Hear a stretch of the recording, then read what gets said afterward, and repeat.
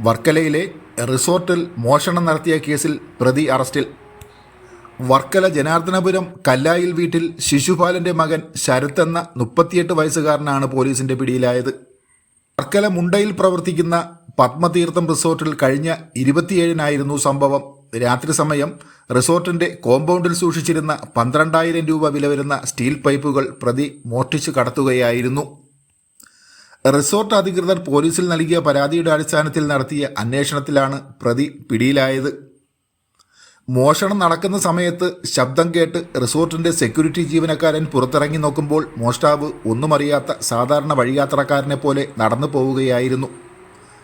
Arrest ചെയ്ത പ്രതിയെ കോടതിയിൽ ഹാജരാക്കി റിമാൻഡ് ചെയ്തു.